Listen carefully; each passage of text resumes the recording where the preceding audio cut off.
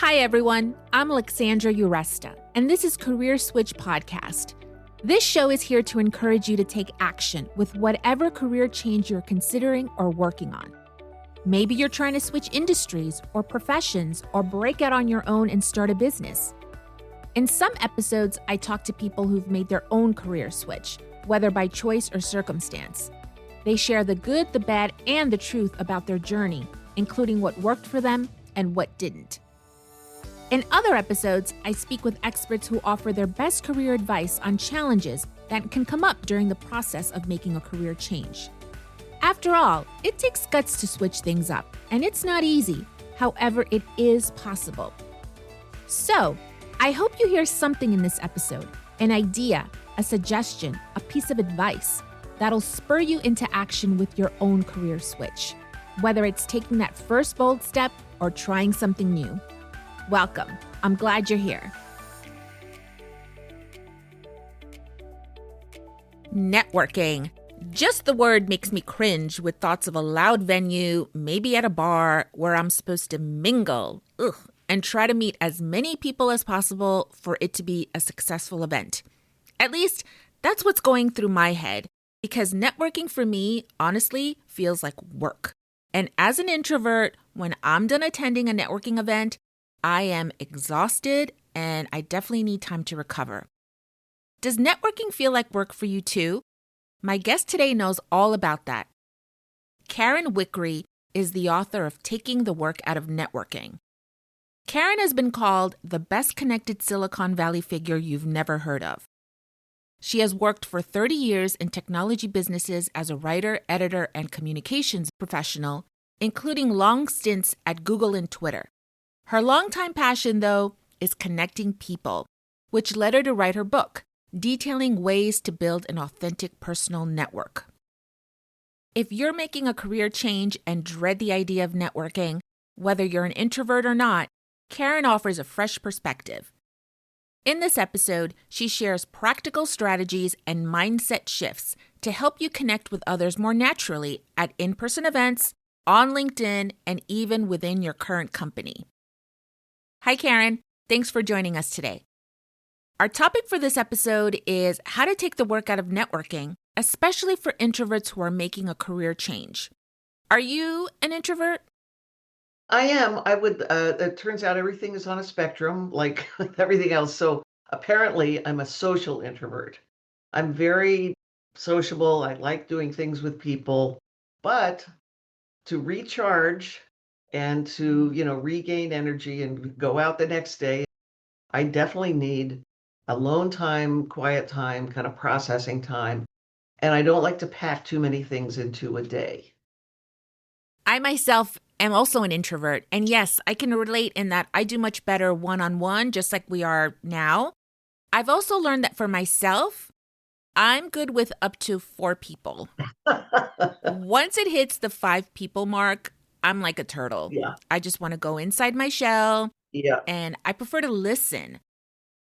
Networking events are really hard for me because usually, it's at a big venue like a conference, and just the thought of a crowd and mingling, it just makes me dread the whole thing. Yeah. So let's start there. Why does networking feel like work for many people, especially those of us who are introverts? Well, I think there are a couple reasons. I have to say, so many people have said to me, I'm an extrovert and I also hate networking. So everybody hates this idea wherever they are in that spectrum. I think part of the reason is we tend to think about networking when we're looking for a new job or a new connection or new idea or something introduction. And so we feel like, oh, I have to bother someone, ask a favor. I have to put myself out and I'm vulnerable because I need something. Somebody else has the answer and they're busy and important. That's kind of the general framework that people go into it with. But I think, the other thing that people hate is this feeling of it's either superficial when you're, in a group meeting people and you have your little elevator pitch, or transactional, like, well, I need something from you. And so I'm here to talk to you about it. So both of those could be true, but they don't have to be true for when you're connecting, even to brand new people. And then I think the other thing is a conference is one thing, a networking event that is designed as a networking event to mix and mingle, as you say, that is a stressor for sure because everybody's there, thinking I got to collect business cards or, follow up with contacts, but also say some pithy, valuable thing in, the 3 minutes that you might cross paths with somebody. Then you feel I'm having to perform, you have performance anxiety, kind of all that. And so I'd say networking events in and of themselves may not be the top activity you want to pursue. If you go to a conference or a workshop, sure, then you already have something a little more in common in terms of the subject matter, as opposed to just, hi, we're all here looking for a job or, a lead. And so having some kind of common interest or focus, that helps because then you have an opening to start a brief conversation with somebody about that, right? And then that puts you more on equal footing. Yeah.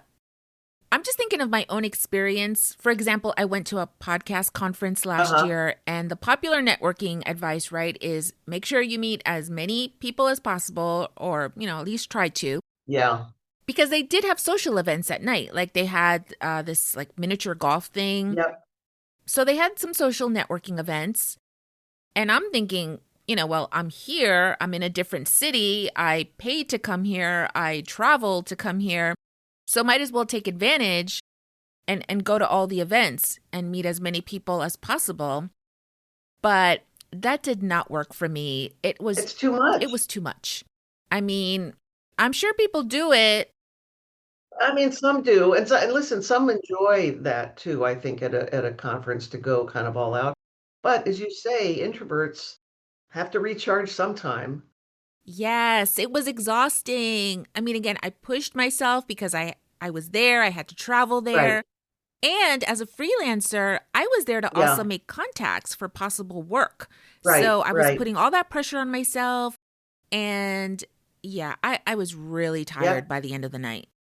Understood. Yeah. I can see that. So I think one bit of advice is to talk yourself out of this notion that you have to meet everybody and do everything. If you come away with 3, 4, 5 contexts where you've had a bit of a conversation, the key to really that kind of networking at some external event is about the follow-up, which again goes back to one-to-one exchanges. So if you meet someone interesting in the coffee line and you talk for 2 minutes and say, oh, we have something in common, or I'd like to hear more from you about what you're doing. Can I follow up? You're not going to do all your sort of networking at the networking event anyway. So can I follow up? And then follow up within a few days of the event. But this idea that has to be everybody, I think pay attention to the serendipity of who you might run into and have a little spark with, something interesting and memorable about them or something you want to know more about how they do what they do. Those are the ones. And maybe that is 3, 4, 5 people. So quality over quantity. Yes. Yes. And yes, eventually I did give myself permission to be like, whoever you connect with is fine. Good. Yeah. But funny you mentioned the coffee line, these little things, right? Like, so maybe the bathroom line? Yep. Sitting next to someone before the speaker begins, right? Or after the speaker ends, or something like that is where you have those little moments of connection that is again one to one. Yeah, it's low pressure, it's one on one, it's Yep, organic. exactly. The other thing to remember about these events is you do have to pace yourself for your energy. So I've found I go to a couple of conferences that have this sort of, we start the day at, 8 with coffee, and then there's a party in the evening. I want to give it my all during the day if it's, speakers and whatnot.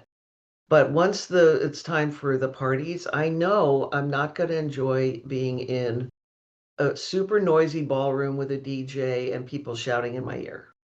I'm just not going to get anything from that. I might walk through once and say hi to a couple people, but I am almost famous for not showing up at the nighttime events. I've had it. And I want to be ready the next morning. So, knowing yourself, right? And knowing what works for you and what doesn't. Yeah, that's right. And some might say, well, okay, I'm good in the morning, I fade in the afternoon, maybe step out for an hour, or depending on what the event is, it could be that you find someone interesting to talk to and you both skip a panel discussion and sit and talk and make a kind of deeper connection. That's great. And how should you follow up after a conference, since you said earlier that that's really important? It is about the follow up and then the follow on, where if you all talked about something interesting in particular and then a month later you see an article or a new podcast or something of interest, you can send a note to that person and say, I thought of you when I saw this, thought about our conversation, hope you're well. You're not asking for a meeting or a favor, you're just keeping in touch. And so those little moments, those touch points help strengthen that connection. Yeah, thinking back, that's where I also had trouble because I did connect with a handful of people at the conference and I was excited when I got home and I did connect with everyone on LinkedIn. But by the holidays, and this was a summer conference, I wasn't in touch with anybody. Listen, it's not a daily or weekly thing, or even monthly necessarily. I mean, it's intermittent with people. Maybe it's a quarterly or bi-monthly kind of note to yourself. Do I want to reach out to somebody? Do I want to have a follow-up conversation, about a particular thing? All right, I'm going to have to remember that myself.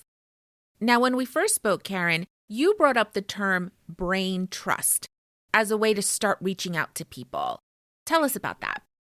Brain trust is more about who are kind of the key people you trust. So, for example, you don't want to go too wide with thinking about a new career, right? Or a new field that you want to get into. And you're not going to post anything publicly, but maybe you have three, four, five people that you trust that know you, and you would send them an email, maybe individually, and say, I'd like to get your advice on this, you in particular. Doesn't have to be the brain trust as a group, but it might be, some key people that you tend to get good advice from, that listen to you and that know you, have a good sense of you. It could be friends, but I think more often might be people you've trusted in work settings and been in the trenches with. Great. So, what else can we do to take the work out of networking when making a career change? The idea is to sort of break down the tasks, the things that one does around networking so that it's not this sort of impenetrable wall of strangers and this solo quest on your part, right? So the more you can understand that honestly, people are always looking for new ideas and connections and contacts for themselves anyway. So you're not alone. In fact, give a little plug here to a friend of mine, Phil Terry, has written a book called Never Search Alone. It's a book full of good advice, and his main point is don't search alone. And so he's created basically volunteer groups of people. They call themselves job search councils, and it's basically peer groups of people who are looking for jobs. They're kind of accountability partners, and they report in. I think it's maybe they meet weekly, but anyway, it's all volunteer. It's all across the country. So it's an interesting model that really focuses on don't do this by yourself. Wow, I love that. Maybe Phil can be a guest. Where can we learn more? I think it's neversearchalone.org is where the book is, and that has info about the job search councils too. And again, I mean, so having that kind of peer support group is different than, a networking event, right? These are people that you're like, you can kind of let your hair down with. Definitely. something too with networking events, right? It's like you got to be like Yeah, put on. You have together. to be on. Right, right. Yeah. You got to be on, exactly. But here with a peer group, you could definitely be more Yeah. vulnerable and Yeah. open. And then everybody's kind of rooting for each other. Right. Going back, like you were saying, if you're making a career change and you look up people on LinkedIn, which again, the popular advice is find people in the industry Right. that you possibly want to work in and talk to them. But again, that's like stranger to stranger. Yes. And we had talked about how to reach out to new people and not make it all about yourself. So, yes, it's important. I mean, the way people often think of this, I need something, I need an answer, I need an introduction, is like I'm just waiting to blurt out my, my question, my need. And if you think about it, we all like to be approached in a bit more conversational way with a little small talk, because think of the reaction you would have when you see someone who's, comes up and you say, "Oh, that person wants something from me," because they always want something from me. None of us want to be that person, right? We recognize it when we see it in others. So don't be that person. Instead, it's just the same as like at a job interview where you can have a little bit of small talk around the edges. It makes things more friendly. You find out maybe a bit about what you have in common. If you have people in common, that's often a good sort of icebreaker. And it doesn't have to take very long to, sort of sort that out. And then you can get to, well, I'm so glad to meet you. A little flattery is also good, obviously, with a stranger to say, I know about you, and my question is specific to something you know about, you're an expert in, or you have the contact. Can you tell me more about that, or is there a way I can follow up with you? You can do this by email if you're not in person with someone, but the idea is, could I take 20 minutes of your time, 15 minutes? And typically people will go over whatever the time limit is as long as it's short, because people want to help each other. We're naturally inclined to want to help in some way, but you're going to want to help more if there's a little bit of kind of social lubrication around the conversation, even if you're asking a favor. I have found, yes, 20 minutes is like the perfect time. And you're right, people will go over, Yes, but maybe it's, yeah, something human, but like 20 minutes, anybody can, do 20 right. minutes. It's not a half hour. It's not a half hour. That's a little too much. Right. And 15 minutes, I think, is unrealistic. Yes, We're I do definitely going too. to talk Yeah. for more than 15 Because minutes. it takes a little while to do a bit of the small talk. Yeah. And I've done that too with like, as a podcast producer, I have to reach out to potential guests, and I always ask for 20 Yep. minutes to talk to someone. Yep. What about, again, in your book, you cover the embrace your quiet side approach. How do we do that? Well, it's as we touched on earlier, if you're not one for kind of big crowds and big events, I mean, I'm totally with you on that. So to sort of play to your own strengths and say, you know what, I'm better in the mornings, or I know I'm going to flag around 3 o'clock, so I need to kind of step away then for 20 minutes and regroup or something like that. So it's basically playing to your own strengths, which are your, what you need to do to feed your quiet side and to get back to sort of equilibrium, I guess. But introverts, I think, have a really special skill in that I believe we're good people watchers and observers of behavior, partly because we don't want to reveal ourselves too quickly or too much. And so even as a kid, before I had any names for anything, I would make a game over someone saying to me, tell me everything, tell me what's new, tell me what, and I'd say, no, you go first. Like, I want to hear more from you. And that will give me a level of comfort for how much I want to reveal and, what kinds of things, like where the commonalities might be. But you have to go first. And I mean, I just literally thought this is a game. Nobody else knew I was playing it. But that gave me then the comfort to not blurt out too much or not, it just, and even maybe it's a trust issue, but I just felt like, let me hear from you first about where you're coming from, and then I can kind of go there to that point with you because I feel like empathy and having this sort of ability to observe kind of go together. I call that quote unquote reporter mode Yeah, yeah, because I'm putting the spotlight on the other person that's right. and That's right. I'm the one throwing out the questions. And I could be commenting, but definitely the other person is in the spotlight. It's flattering for them also, by the way. Yes, because people love to talk about themselves. And some of us not so much until we're really, really trusting and really have all the reassurances we could want that it's going to be okay.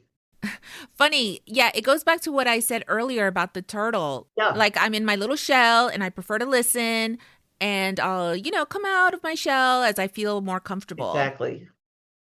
I want to be sure to bring this up. Earlier, you described that it could feel like we're bothering people when we reach out for networking and that it could feel transactional. How can we change our thinking so that it's easier to contact new people? I'm telling you, we're all going to need some kind of help or guidance or information from somebody we don't know about something we want to find out. Sometime in life, this is going to happen to everybody. So everybody can be an expert or give some information, and everybody needs it. So it's this idea that everyone else has everything figured out and I don't, and that's why I'm so vulnerable.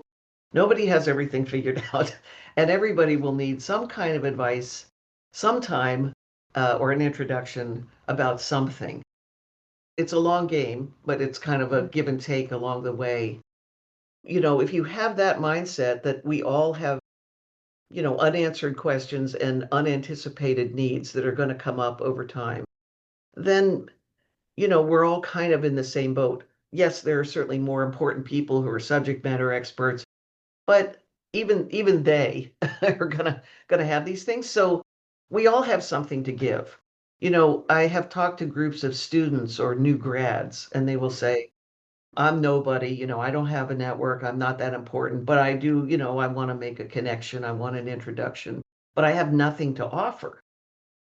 And I say, to me is not true because you're interested, you're curious, you're not asking for a favor, you're kind of seeking information, which again, flattering to the bigger, more important person, so-called, but also that person hopefully recognizes this is a gift. That someone is curious and interested in what I've done or how I got to where I've gotten or something like that.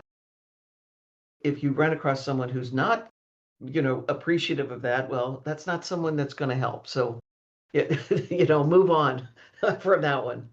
Yeah, yeah. But you're right. I think it is human nature to want to help. And I'm going through that now myself because I started this podcast in 2021 and I've been chatting with a new podcaster. She recently started her own podcast. And I am so open to like helping her find guests. And, I'm just so happy to help. Yeah, Like I'm happy to pay it forward because I got help. pay it forward. That's important. Yeah, Just today, I was putting her in touch with a potential guest, happy to connect the two. And I was like excited as if it was me, and yeah, yeah, I'm happy to connect them. So, yeah. like you called yourself a connector, but I don't consider myself a connector. So, the fact that I could connect these two people was very satisfying. Well, maybe you are. Yeah. And I feel like if I connect the two and they record an episode together and Yeah, it's out there, it's kind of like her success is my success. it's like you want to kind of share the wealth and share the wisdom and kind of keep people going on their paths. All right. As we wrap up, Karen, how can listeners find you and tell us a little bit more about your book? So I have a website, just my name, KarenWickre.com. I am on LinkedIn, where I have too many contacts, but a lot of interesting contacts. And I do look all the time because I help other people find connections they want to make that I might have. So that's the sort of connector part. The book, the paperback is the newer version, and it's called Taking the Work Out of Networking. I did add a chapter in the paperback about how to network within a company because job hunting is one thing where networking comes into play.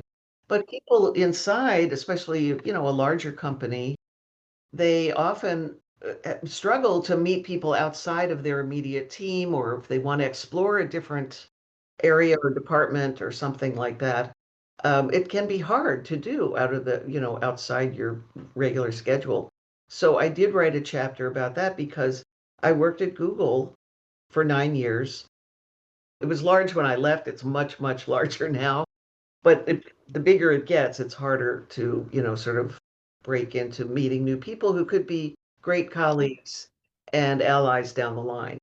And so, anyway, the new chapter in the paperback is about that too, just figuring out how to make connections across teams and divisions. Can you give us a teaser? Yeah, I mean, some of the same things about doing a little bit of research on people, which is in theory easier within a company because you can see their intranet information, their personal whatever they're maybe what they're working on, and maybe who you know in common. But ideally, most companies I would hope would welcome this notion of, hey, I work in another department. We have a common friend in so and so, but I'm really interested in what you're doing. I'd like to learn more about how your team works, maybe in relation to mine. Maybe that makes you smarter in your current job, but I'm thinking of changing field or changing direction. Could we have a coffee, virtual or otherwise, 20 minutes ish, just to learn more about, who you are, what you like about what you do, or that team, or how you guys make decisions, or any part of that. And that's a good way to start making those connections, and it can have benefit in your current job and what you're doing, because I think it's an asset when people in a company have contacts across teams. So I think it makes you just a better employee and colleague. But in addition, then you might learn about, oh, you know what? Here's a different way I could go here. I actually had a recent episode with someone who made their career change within the company. Yeah, And so you don't necessarily have to leave. right, right. I'll be sure to link that episode in the show notes. Thanks to Karen Wickre for being our guest today. You can find Karen and her book, Taking the Work Out of Networking, on her website, KarenWickre.com. You can find links to the resources mentioned in this episode and more helpful information in the show notes and on our website, careerswitchpod.com. So what's your career switch? Are you motivated to take action after listening to this episode? Tell us at careerswitchpod.com. We'd love to know, along with any feedback you have about the show. Let us know too if you'd like to be a guest. Follow us on Instagram, Facebook, and LinkedIn at Career Switch Pod. And please rate, review, and share with your friends and colleagues. It'll help get the show out there. Thanks for listening today. Till next time.